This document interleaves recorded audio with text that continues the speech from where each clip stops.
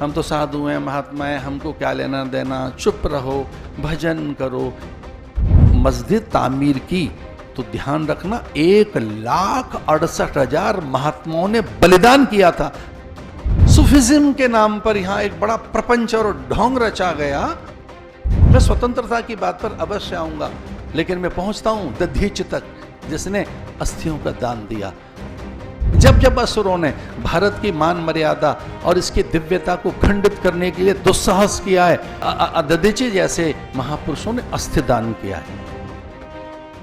इस अंग्रेजों वाली में साधु संतों की क्या भूमिका है, ये आज का विषय आज पूजनीय जी हमारे साथ रखे, ये मैं उनको प्रार्थना करता हूं।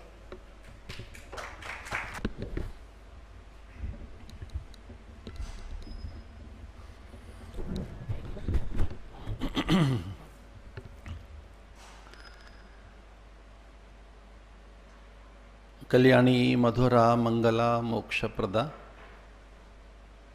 शिष्य श्यामला वीर प्रसूता माँ भारती भारत माता के इस पवित्र भूखंड यम तारिणी, यम त्रास निवारणी, कालिंदी के कलकछार उसके दिव्य किनारे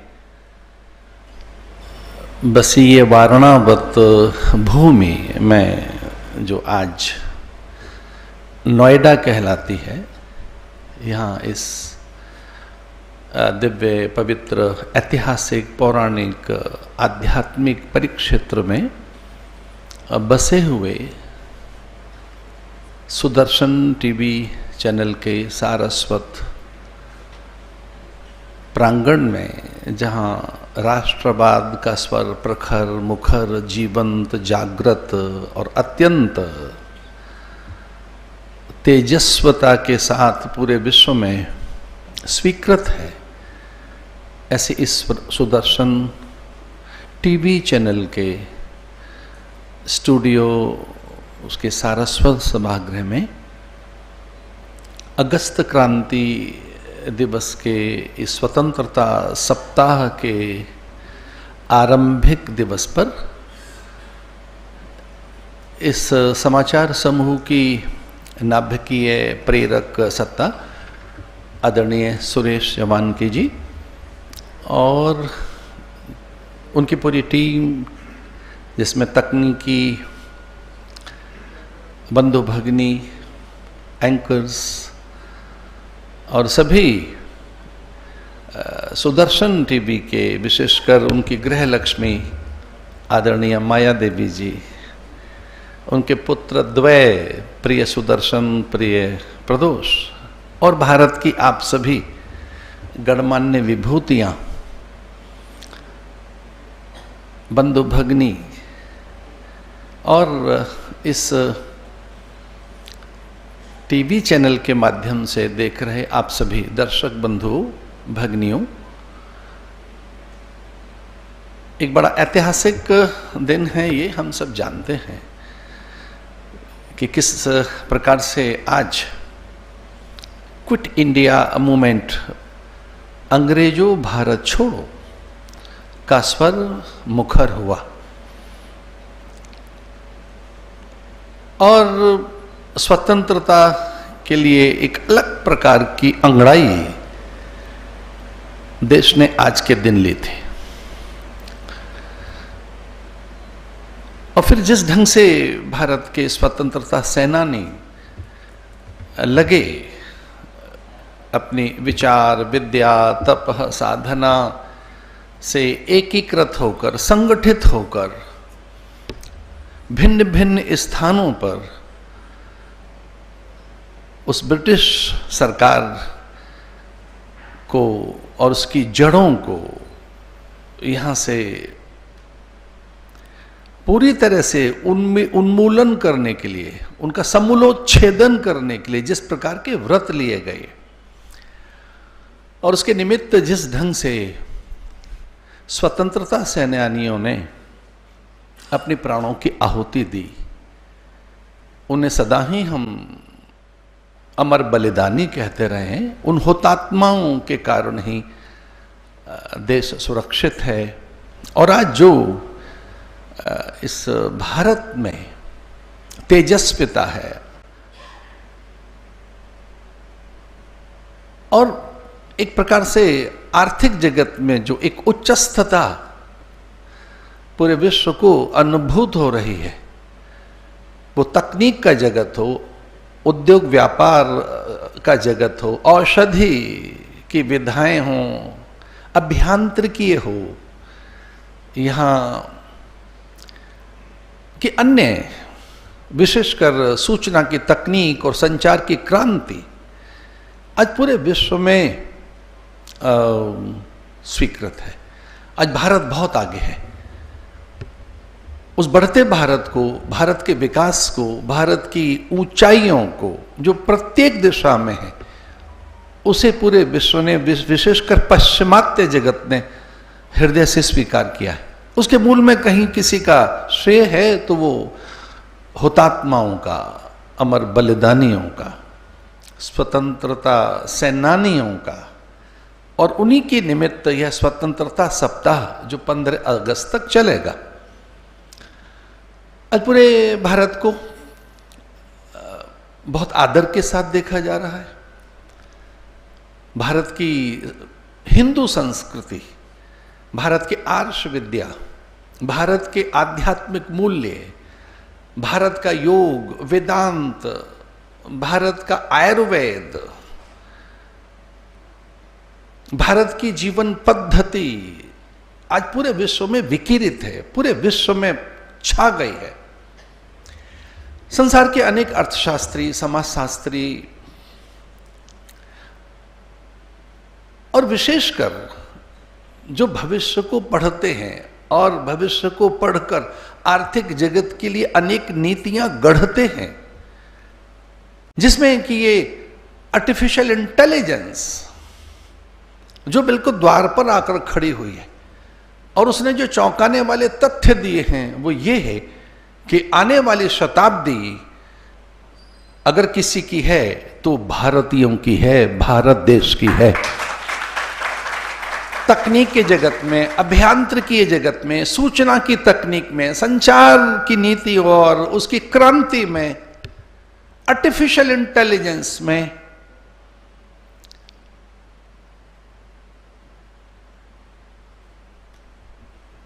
योग दिवस के माध्यम से पूरे संसार ने योग को स्वीकार किया है। आज संसार के अनेक वैज्ञानिक, विचारक,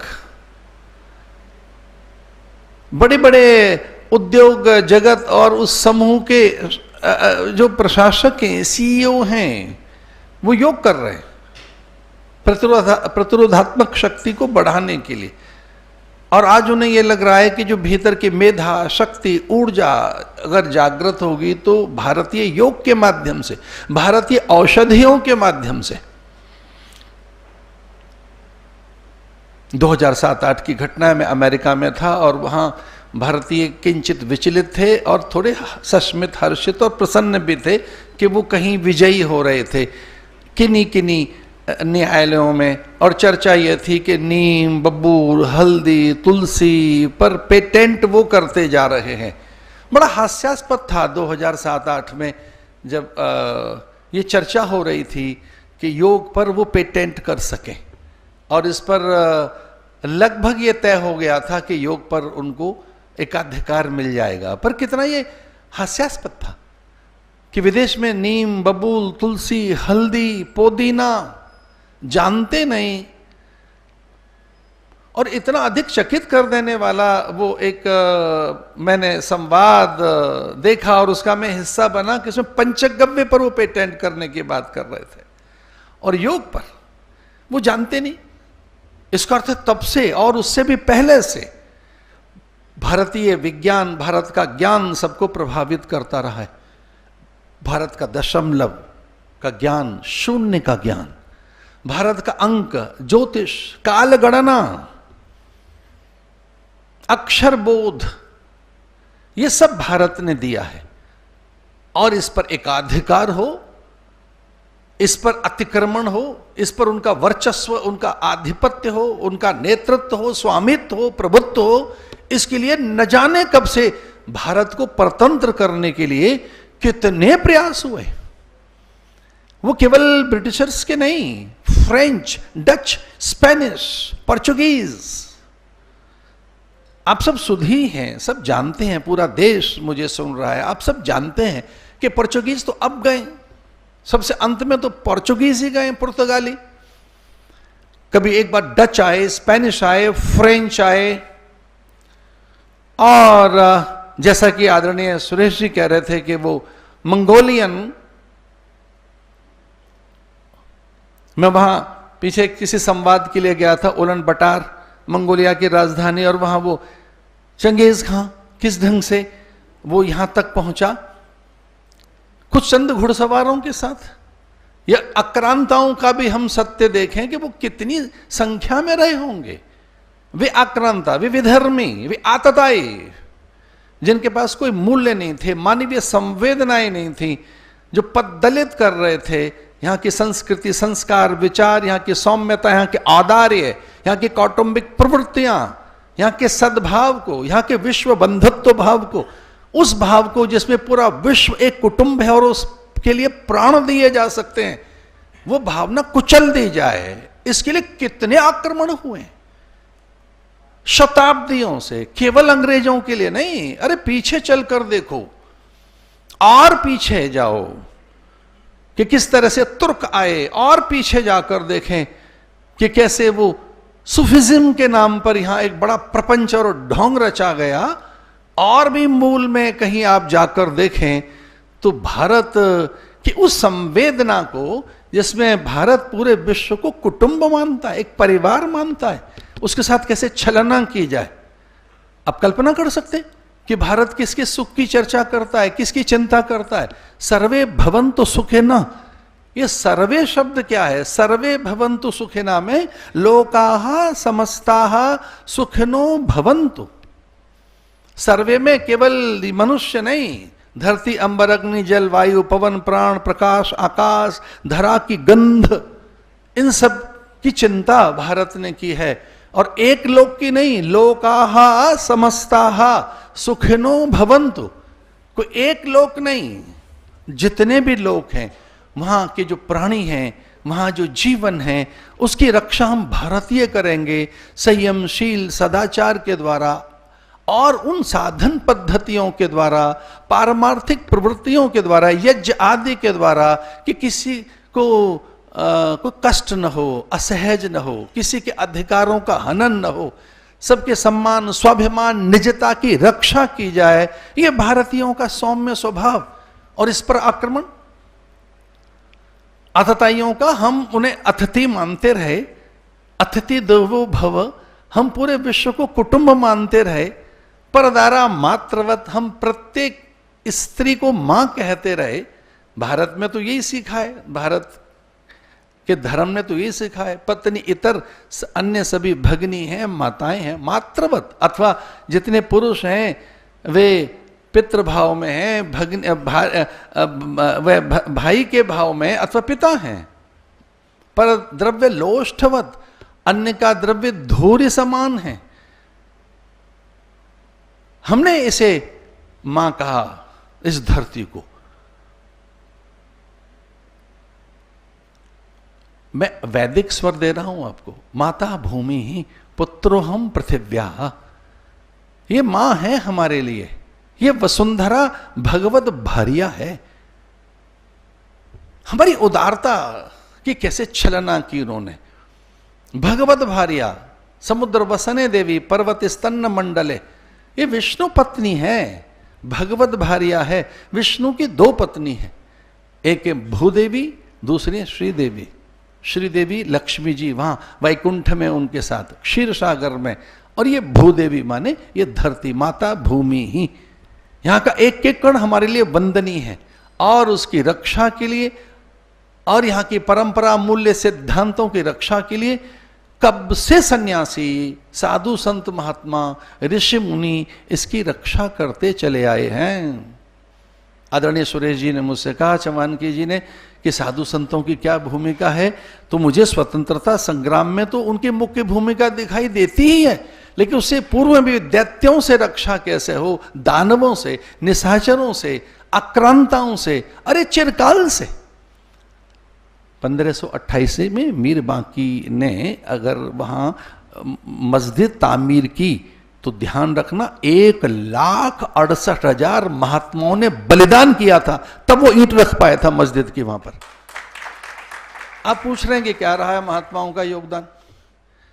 मैं तो एक ही आपको बात बता रहा हूं, 1528 में मीर बांकी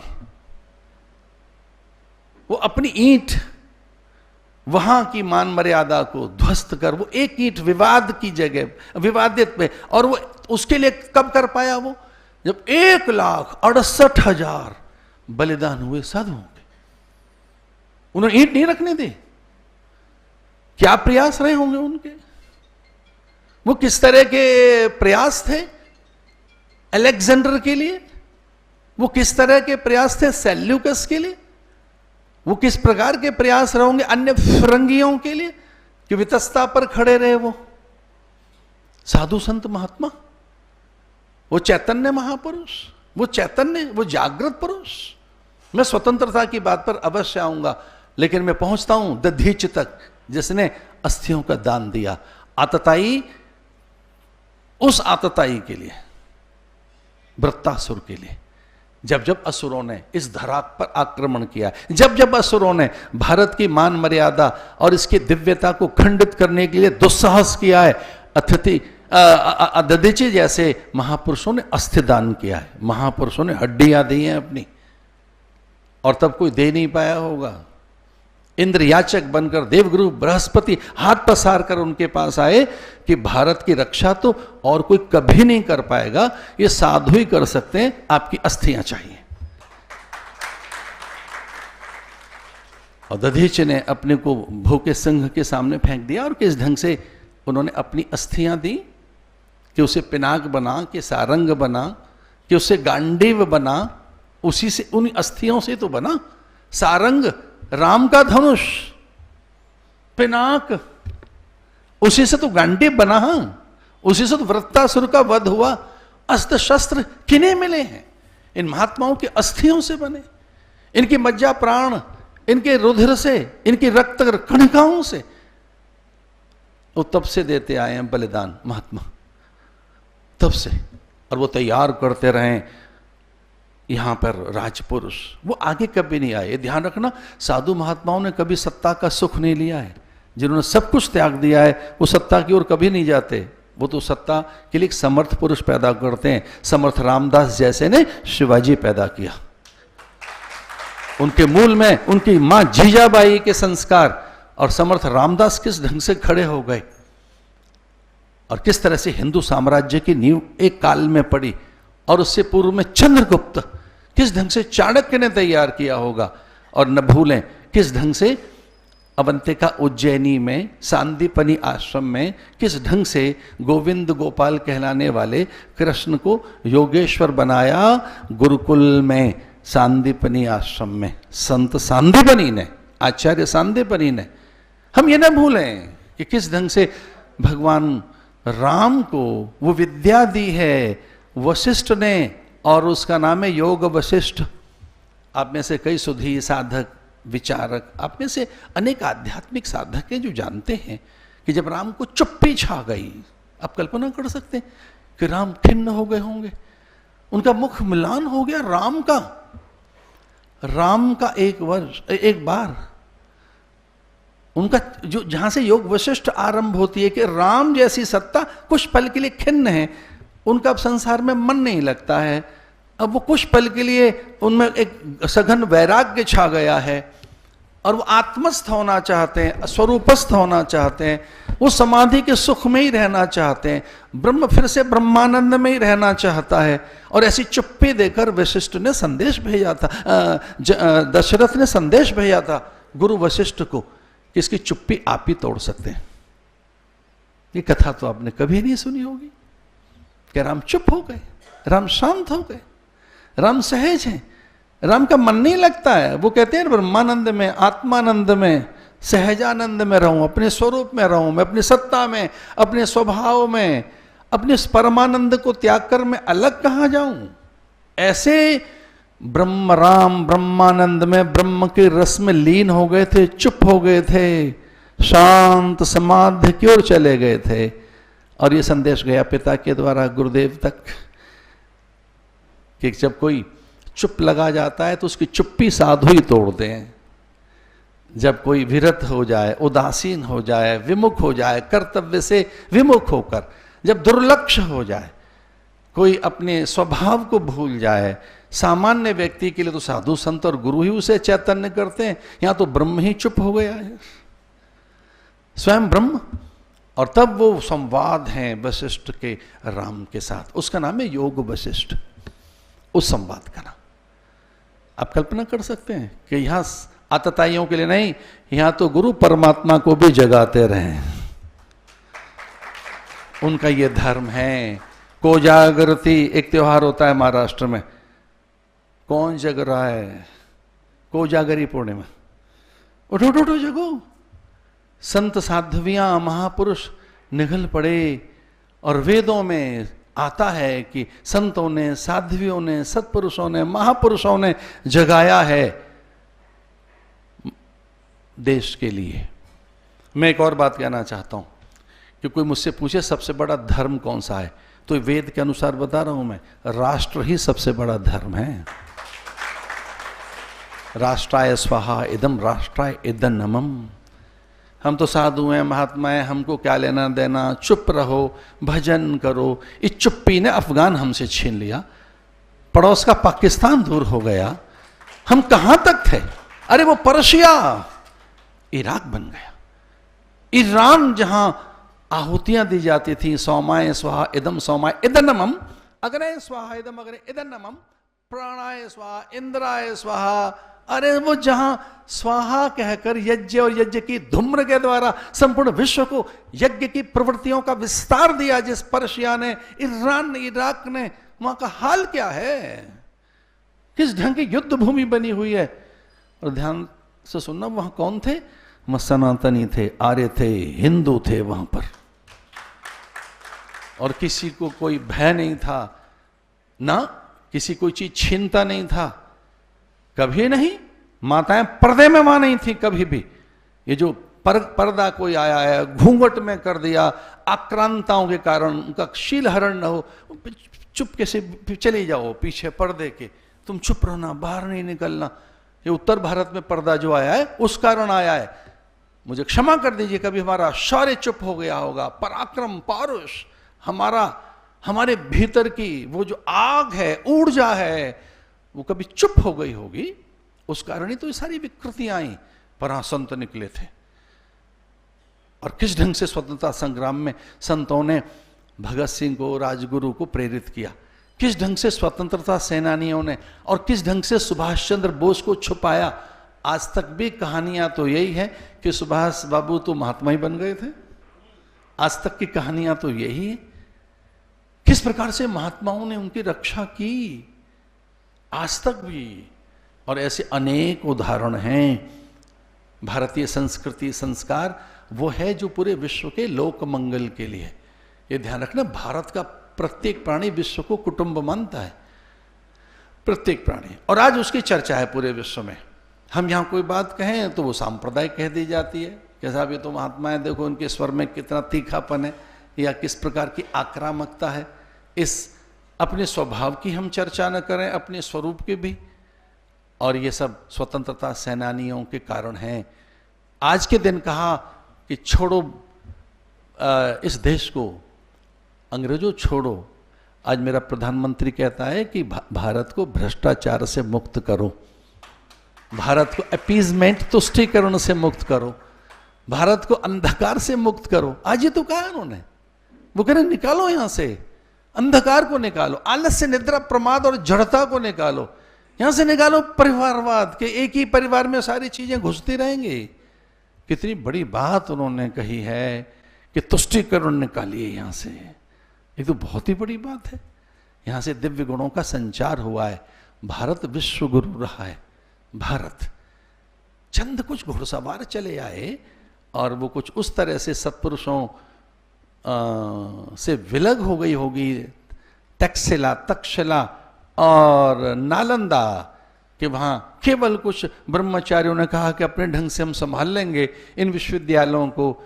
तो वो क्या हुआ तक्षशिला का, उसकी कहानी कुछ और है कि जब सत्पुरुषों से विमुख हो गए थे वो, और जब कभी आप साधु से विमुख हो जाते हैं, गुरु से विमुख हो जाते हैं, बड़ा बुरा हाल होता है फिर जीवन में। चूंकि विचार कौन देगा, प्रेरणाएं कौन देगा, आपकी ऊर्जा को कौन जगाएगा, आपके सामर्थ्य को कौन जगाएगा।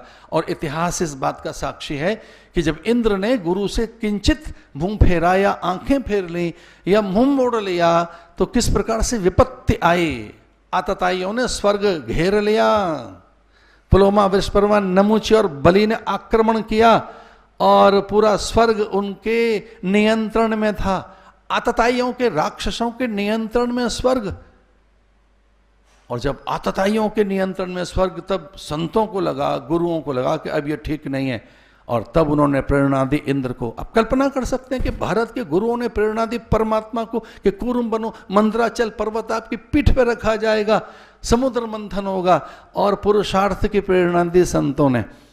मैं स्वतंत्रता संग्राम की बात नहीं कर रहा हूं, आद्य काल से, जब से भी मानवीय अस्तित्व है, जैव जगत है, जब से भी प्राणी समूह है, इस पूरे विश्व के कल्याण के लिए, लोक मंगल के लिए जो सबसे पहले आकर खड़ा हुआ है वो भारत का साधु है, वो भारत का संत है। जिसे आप निरपेक्ष कहते हो, जिसे आप तटस्थ कहते हो, जिसे आप कहते हो आंखें मूंदे बैठा है, अरे नहीं भाई, वो बड़ा शांत रहता है। तरु पल्लव हूं रहा लुकाई, करें विचार करो का भाई। हनुमान जी ने कहा, आराम से कहा, विचार करेंगे, अन्यथा तो एक मुष्टिक प्रहार कर मैं दशानन के मस्तक को चूर्ण बना सकता हूं। इसके वक्षस्थल पर एक पद प्रहारी तो करना है, ये तो कुछ बचेगा ही नहीं कहीं। लेकिन हाँ, समय की प्रतीक्षा कर रहे थे हनुमान जी, समय की प्रतीक्षा की। विश्वामित्र ने सुबाहु, मारीच और त्रिसरा अथवा ताड़िका के लिए वो तैयार करते रहे राम को। कभी कभी किसी साधु को चुप बैठे हुए देखो तो समझ लेना कि विश्वामित्र है, समय की प्रतीक्षा कर रहा है। कभी आपको लगे कि साहब इनका तो कोई वर्जन नहीं आता है, तो बोलते नहीं है, इनके तो ये सामने नहीं आ रहे हैं। नहीं, विश्वामित्र कभी सामने नहीं आता। वो सामने खड़ा करता है राम को, लक्ष्मण को खड़ा करता है वो सामने। अगस्त कभी सामने नहीं आएंगे, वो राम को खड़ा करेंगे। वाल्मीकि कभी सामने नहीं आएंगे, राम को खड़ा करेंगे। उच्च चरित्र के रूप में राम उन्होंने प्रकट किए। मुझे आपसे यही बात कहनी है कि इस भारत के साधु संतों ने स्वतंत्रता संग्राम में अपने प्राणों की आहुति दी। भगत सिंह की प्रेरणा एक संत था, सुखदेव की और राजगुरु की प्रेरणा एक संत थे। और ये न भूलें कि महात्मा गांधी की प्रेरणा भी संत है। गीता के बिना महात्मा गांधी आगे नहीं बढ़ सकते। लोकमान्य तिलक, स्वराज्य हमारा जन्म सिद्ध अधिकार है, उस तिलक के मूल में प्रेरणा किसकी है? गीता की। अन्यथा तो वो किस तरह से व्यायामशाला, ये जो आज महाराष्ट्र में जो गणेश उत्सव है, जो पूरे भारत में छा गया है, ये गणेश उत्सव गीता की देन है, अथवा हनुमत उपासना। तो ऐसा नहीं है, भारतीय संतों का अद्भुत योगदान है। और एक एक नाम गिनाएं तो आप कल्पना नहीं कर सकते, गाथाएं बन जाएंगी। चूंकि साधु पवन प्राण प्रकाश की तरह से काम करते हैं। साधु उस तरह से सामने कभी नहीं आएंगे, लेकिन उस देश की मान मर्यादा, इसकी संवेदनाओं की रक्षा के लिए, यहाँ की कौटुंबिक प्रवृत्तियों की रक्षा के लिए वो सदा ही पीछे से कार्य करते रहें कि किस प्रकार से बादल लगता है कि बादल आया बरस आया, पर बादल बनाया किसने? वो आर्द्रता कहां से पैदा हुई? पर्जन्यों को पैदा कौन करता है? तो जो पर्जन्यों को पैदा करके पवन प्राण प्रकाश और आकाश जैसी दिव्य ऊर्जा का निर्माण करता है कौन? पीछे से एक तत्व। वो तत्व ज्ञान तत्व है, वो कर्म तत्व है, वो योग तत्व है, वो अद्भुत तत्व है। और उस तत्व की सामर्थ्य अगर किसी के पास है तो भारत के संत हैं। भारत के संतों ने स्वतंत्रता संग्राम में सेनानी तैयार किए, अमर हुतात्मा तैयार किए। ये तो सबको ही मालूम है। चंद्रशेखर अगर आजाद अपने गुरु के पास जाते थे, वहीं से तो उन्होंने प्रेरणा ली। ये तो पूरा संसार जानता है कि किस प्रकार से पटेल की प्रेरणा और विनोबा भावे की प्रेरणा और बापू की प्रेरणा गीता बनी, अन्य सभी महापुरुषों की, और ये देश आजाद हुआ। लेकिन अभी भी कुछ अंग्रेजियत यहाँ पड़ी है। और एक आया था लॉर्ड मैकाले नाम का आदमी, और उसका भाषण है वहाँ की पार्लियामेंट में, और उसने कहा कि सदा सदा के लिए अगर भारत को परतंत्र करना है तो वहाँ की ज्ञान सत्ता, गुरु सत्ता, संत सत्ता के प्रति जो आदर है उसे खंडित करो, वहाँ की गुरुकुल व्यवस्था को ध्वस्त करो। और उसी काम में ब्रिटिश सरकार लगी और उन्होंने यहाँ के गुरुकुल ध्वस्त किए। यहाँ लॉर्ड मैकाले एक शिक्षा पद्धति लेकर आया। अंग्रेज तो चले गए, अंग्रेजियत यहाँ पड़ी है अभी भी पड़ी है। अरे वर्षगांठ बोला करो, ये क्या बोलते हो, एनिवर्सरी, क्या क्या चीजें आ गई हैं। अरे भारतीय परिधान, भारतीय आहार विहार विचार, भारतीय औषधि, इसके प्रति भाव जगाइए। मैं एक और बात कहना चाहता हूं, अपनी भाषा कहीं मत भूलो। भोजन, वेशभूषा, एक और चीज भूमि, इसी का नाम है भजन। कोई मुझसे पूछे भजन क्या है, तो अपनी भाषा, भोजन, भेष, भूमि, इसे मत भूलो। इसी से आप टिके रहेंगे और ये भारत के लिए स्वीकार, भारत की ओर पूरा पश्चिम देख रहा है, हम इसे छोड़ रहे हैं। तो आइए इस स्वतंत्रता संग्राम के अवसर पर, स्वतंत्रता सप्ताह के अवसर पर हम अपनी ओर लौटें, अध्यात्म की ओर लौटें, स्वभाव की ओर लौटें, स्वदेशी अपनाएं, अपनी संवेदनाओं से जुड़ें, अपनी जड़ से जुड़ें, अपनी आन मान मर्यादाओं से जुड़ें। बहुत कुछ कहा जा सकता है। मैं ये कहना चाहता हूँ कि अगर कोई राष्ट्रवाद का स्वर किसी मीडिया हाउस से जीवंत और जागृत है तो वो स्वर सुदर्शन चैनल से है। बहुत हमें आस है, विश्वास है, हमें आप अपना गौरव अनुभव प्रतीत होते हैं। आप भारत के गौरव हैं, भारत आप पर विश्वास रखता है। हम ऐसा भी मानते हैं कि आपके स्वर से भारतीयता और हिंदुत्व सुरक्षित है। आप के प्रयास स्तुत्य हैं, प्रशंसनीय हैं। पहला मैंने कोई मीडिया हाउस देखा है कि जहाँ से मैं भारत और संतों की कोई बात कह पाया इतने लंबे समय तक। न्यूज़ के सेगमेंट में मैं संतों की ओर से कोई बात कह रहा हूँ, आचार्यों की ओर से, ऋषि मुनियों की ओर से, कि भारत के संत सदैव सबको प्रेरित करते रहें। और आज मैं फिर से आपका आह्वान कर रहा हूँ कि अपनी संस्कृति, संस्कार, विचार और संवेदनाओं के साथ रहो। ये सबके हित की बात कहती है, विश्व को कुटुंब मानती है। ये लोक कल्याण के लिए एकमात्र भारत की संस्कृति है जो सबके कल्याण के लिए नित्य आराधन करती है। इन्हीं शब्दों के साथ माँ भारती की सेवा में अपना सर्वस्व अर्पण करने वाले हुतात्माओं को मैं श्रद्धांजलि देता हूँ। मैं बार बार नमन होता हूँ छत्रपति शिवा के लिए, चंद्रशेखर आजाद के लिए, भगत सिंह, सुखदेव के लिए। मैंने तो प्रांगण में गौ माता देखी है जो विश्व की माता है, और उस सबकी रक्षा के लिए जो बहुत आगे है, ऐसे सुरेश चौवानकी जी के यश विस्तार के लिए, उनके सुख स्वास्थ्य और अच्छे स्वास्थ्य के लिए, उनकी यश वृद्धि के लिए प्रभु से प्रार्थना करता हूँ कि सुदर्शन इसी ढंग के साथ आगे बढ़ता रहे और देश की रक्षा में वो अग्रणी चैनल है। उसके लिए मेरी अनेक शुभकामनाएं। धन्यवाद।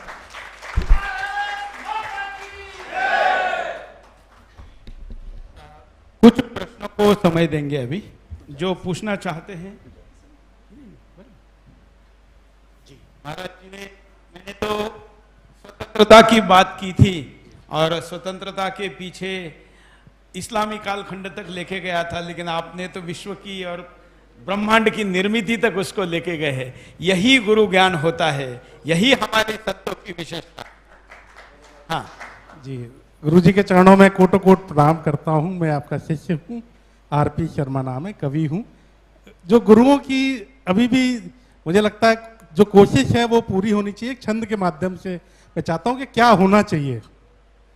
जब मथुरा में बंसी, मथुरा में बंसी, काशी में बजेगा डमरू, तो सनातनी शंखनाद दूर तक जाएगी।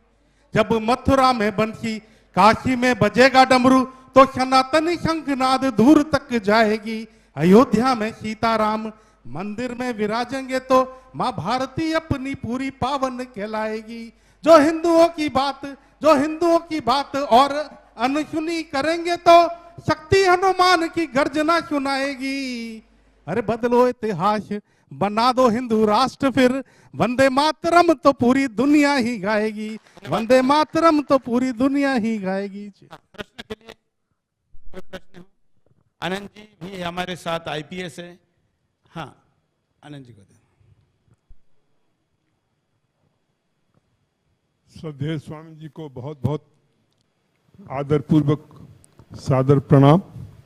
आपने बहुत अच्छे ढंग से साधु संतों का क्या योगदान रहा है इस भारतवर्ष और राष्ट्र के निर्माण में, आपने बहुत अच्छे ढंग से उस बात को रखा है। मेरा केवल एक छोटा सा प्रश्न है कि लॉर्ड मैकाले की आपने अंत में बात कही, वो लॉर्ड मैकाले हमारा पीछा अभी भी नहीं छोड़ रहा है और बहुत बुरी तरह हमारा पूरा सिस्टम जो है उसको फॉलो कर रहा है और सारा का सारा सिस्टम जो भी है वो वहीं से लिया हुआ है। हम अपने सिस्टम को भूल चुके हैं, अपने सिस्टम को हम नकार चुके हैं। उसका क्या समाधान है? दूसरी चीज जो मैं कहना चाहता हूं थोड़ा सा कि साधु संतों के बारे में जो 1857 या उसके अंग्रेजों के संदर्भ में कि दंडी स्वामी विरजानंद जी और उनके गुरु स्वामी पूर्णानंद जी, ये वो महापुरुष थे जिन्होंने 1857 में मथुरा और दूसरे स्थानों पर जाकर के जनसभाएं की थी। उनकी सभाओं में राजा लोग और दूसरे मुस्लिम दोनों आते थे और वो प्रेरणा दिया करते थे कि अंग्रेजों के खिलाफ हमें संघर्ष करना है। और महर्षि दयानंद सरस्वती जिनके माध्यम से ये जितनी परंपरा चली, श्याम जी कृष्ण वर्मा और सावरकर, वो सारी की सारी परंपरा वहां से चालू हुई।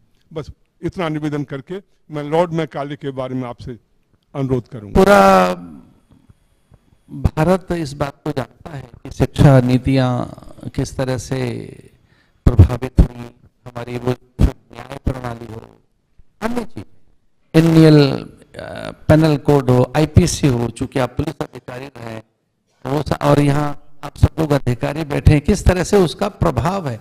लेकिन एक सुखद पहल वर्तमान सरकार ने की है और मैं उस सरकार को, वर्तमान सरकार में माननीय मोदी जी की पहल को साधुवाद देना चाहता हूं कि एक नई शिक्षा नीति लेकर आए हैं। वो एक नया आशा का दीप तो जला है और मुझे लगता है जो नई शिक्षा नीति आई है वो एक नया अध्याय लिखेगी और वो फिर से भारतीयता के जागरण में, राष्ट्रवाद के जागरण में वो एक स्वर्णिम अध्याय सिद्ध होगी।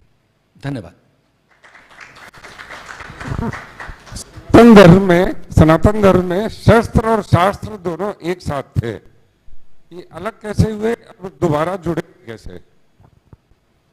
हमारे यहाँ तो अभी भी जो हमारे सारे अखाड़े हैं उनमें आज भी दोनों विधाएं और वहाँ पूजन है, शास्त्र का भी शस्त्र का भी।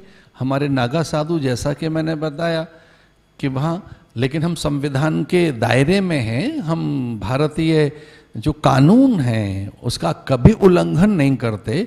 और कौन सा ऐसा देवता है जिसके हाथ में शस्त्र नहीं है?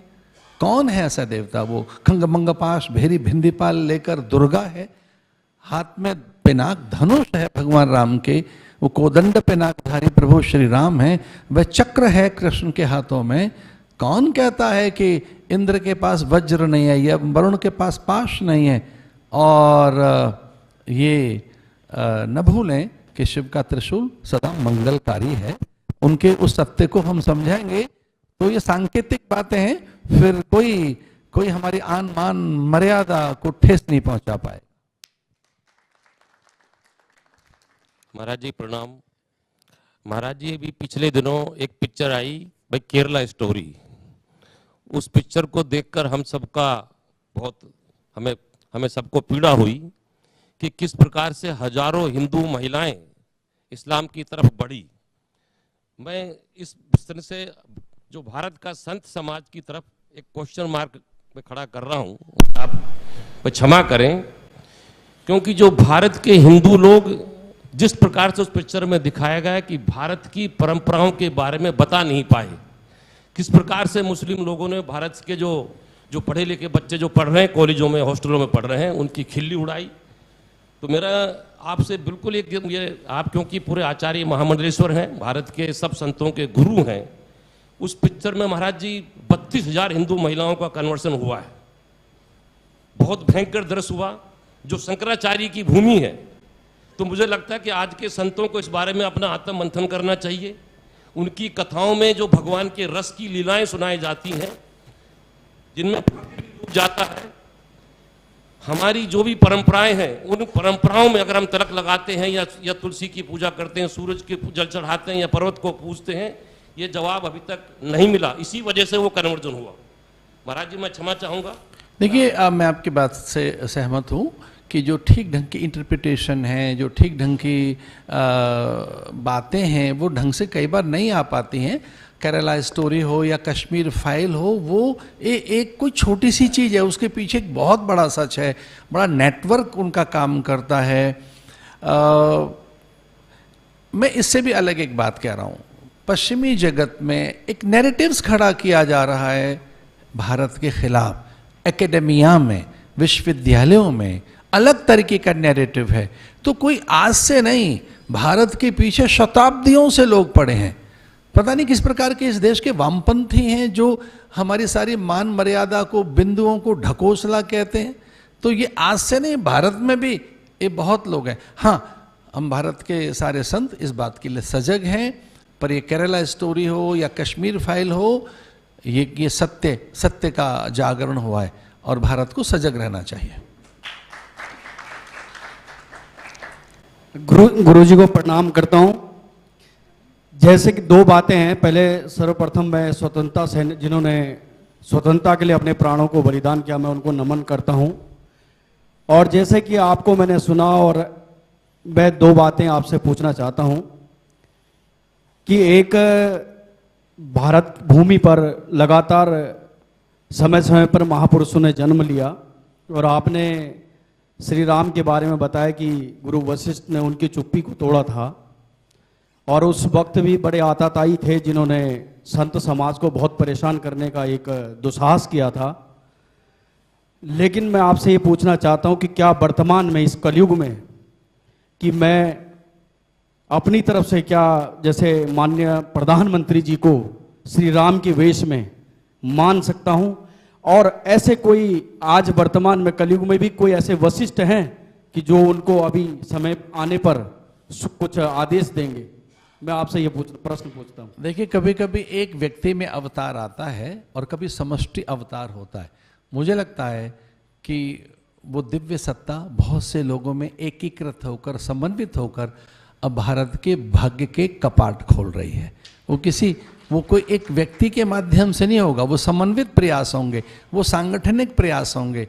वो प्रयास होने चाहिए संस्कारों के द्वारा, विद्यालयों के द्वारा, घर परिवार के द्वारा। धर्म धारण करने की और आचरण की चीज है। धर्म विचार तो है, पर वो आचरण है, वो चरित्र है। तो जिस दिन भारतीय अपने चरित्र में धारण करेंगे, अपने स्वभाव में, अपनी वाणी में, तो ध्यान रखना ये राम घर घर में जगेगा। और हम ऐसा ही कहते हैं, चंदन है इस देश की माटी, तपो भूमि हर ग्राम है, हर बाला देवी की प्रतिमा, बच्चा बच्चा राम है। हम ऐसा ही तो मानते हैं कि हर छोटे छोटे कंकर में शंकर बसता है, शालिग्राम में भगवान रहते हैं। एक एक नन्हे नन्हे कण में ईश्वर की विद्यमानता को हमने स्वीकार किया है। जिस दिन भारतीय इस चरित्र को अपने आचरण में लाएंगे और इस विचार को, तो आप देखेंगे कि वो राम हर मन में से जगेगा।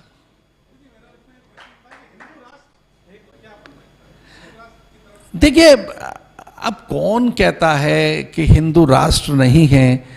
अब एक प्रकार से ये पूरा देश ही हिंदू राष्ट्र है। यहाँ दो ही प्रकार के तो लोग रहते हैं, एक तो हिंदू रहते हैं और दूसरे जिनके पूर्वज हिंदू थे। तो दोनों ही प्रकार के लोग तो एक हैं। यहाँ दो प्रकार के लोग दिखाई देते हैं, वो प्रकार एक ही है। एक तो हिंदू है यहाँ, और एक उनके पूर्वज हिंदू थे। तो कोई इधर उधर भटक भी गए हैं तो सब भारतीय तो हैं, हम सब हिंदुस्तानी ही तो हैं। तो ये भले ही पेपर में ना हो चीज, तो पर ये एक प्रकार से आचरण में तो है ही। तो बाकी प्रश्न आप इस लाइव स्ट्रीम में पूछ सकते हैं और उनका उत्तर हम आप तक पहुंचाएंगे। आज के कार्यक्रम में आप सभी आए, ये आज इसका प्रारंभ हुआ है और क्योंकि लाइव टेलीकास्ट जा रहा है इसलिए समय में समाप्त करना आवश्यक है। आज का पहला व्याख्यान आपके सामने पूजनीय महाराज जी ने दिया, ये समय निकाला, इसलिए मैं सुदर्शन के करोड़ों दर्शकों की तरफ से आपका वंदन करते हुए धन्यवाद करता हूँ। कल शाम 5:30 बजे पुनः यहाँ पर मिलेंगे। आज के लिए इतना ही, नमस्कार।